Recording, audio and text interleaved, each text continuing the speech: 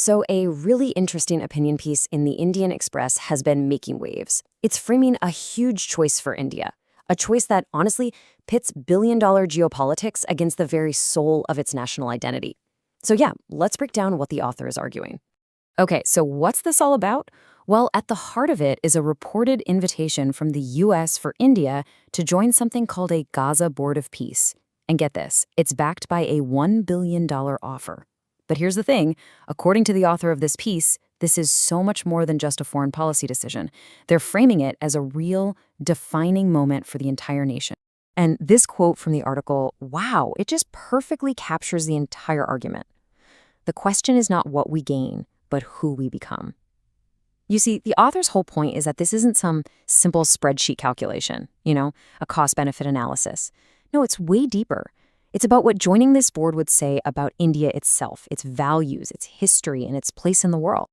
All right, so to really get our heads around this, we're going to follow the author's logic step by step. First up, we'll look at what this peace board even is, according to them. Then we'll dive into the big arguments against joining. We're talking colonial history, risks to India's independence, all of that. And finally, we'll check out the different path the author thinks India should take instead. Okay, so first things first. Before we can even start to unpack the arguments against joining, we have to understand what this Gaza Board of Peace is supposed to be. Or maybe more importantly, how the author of this piece sees it. Because honestly, their entire case hinges on this one specific definition. And wow, just look at how blunt this definition is. The author pulls no punches, right? They don't see this as some neutral, helpful, peace-building group. Nope. They call it an externally imposed trusteeship. And then they go even further. Colonial administration in humanitarian clothing. I mean, that's a powerful statement. And this framing is absolutely crucial because it's the foundation for everything else they're about to argue. So that loaded definition brings us right to the author's first major argument. And this one is all about history. The author draws a direct line from this proposal right back to India's own fight for independence. And it all boils down to one word: consent. Now, the author's biggest objection right out of the gate is this idea of consent. The argument is that this entire plan is being cooked up and pushed by outside countries without the clear, sovereign permission of the very people it's supposed to govern, the Palestinians themselves. And this really gets to the heart of the author's thinking. They're saying a plan like this treats Palestinians not as a people who have a right to decide their own future, but more like, well, subjects that need to be managed. And for a country like India, which was literally born out of an anti-colonial struggle, getting involved in something like this would be, in the author's eyes, a complete betrayal of its own story. It would mean picking an order forced from the outside over the much harder but more genuine path to a peace that's actually based on consent. Okay, so the second argument moves away from historical principles and gets into some really hard-nosed, modern-day strategic thinking. And this one is all about India's long-standing foreign policy idea of strategic autonomous. Right, but what about that $1 billion? That's a lot of money, isn't it? Well, the author argues it's not really a game changer for rebuilding Gaza, or even for India for that matter.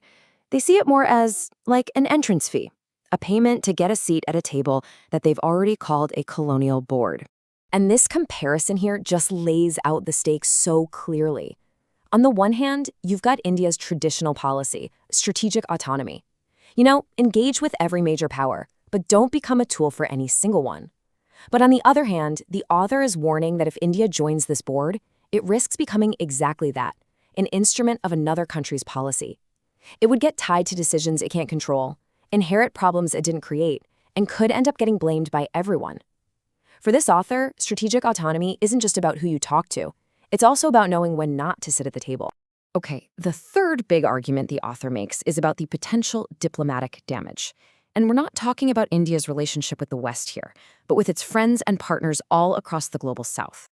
So the article points out that India has spent decades building up this huge reservoir of trust and credibility with countries in Africa, Asia, and Latin America.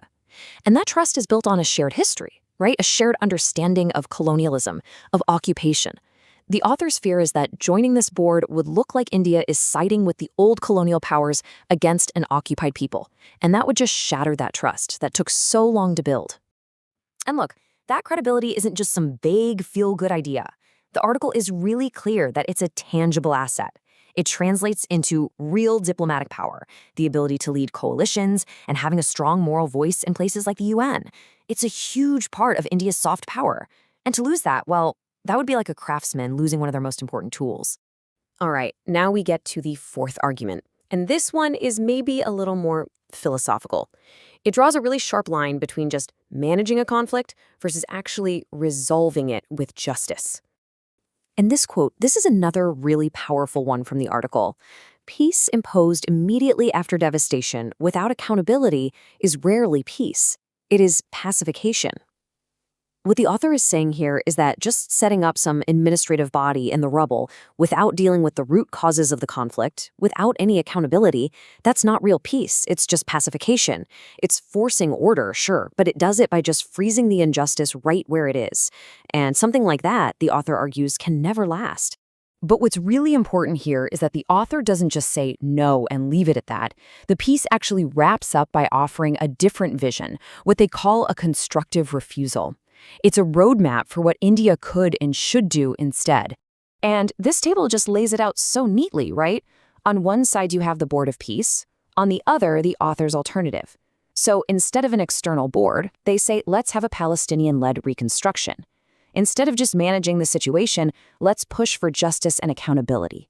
And instead of playing politics for a seat at a table, they argue India should use its global standing to support real dialogue through proven channels like the UN. So, at the end of the day, we get to the author's final, crystal-clear conclusion. Their recommendation isn't to hesitate or to try and negotiate a better deal. It's for India to just say no, decline the invitation, firmly, calmly, and without making any apologies for it, because it would be a decision guided by principle. Ultimately, the author's entire argument leaves us with a much bigger question, one that goes way beyond this single issue. It's a fundamental challenge that pretty much every nation faces. How do you balance the principles you are founded on with your strategic interests, especially when those two things seem to be in conflict? And as the article makes pretty clear, there's just no easy answer to that one. Thanks for joining me for this breakdown.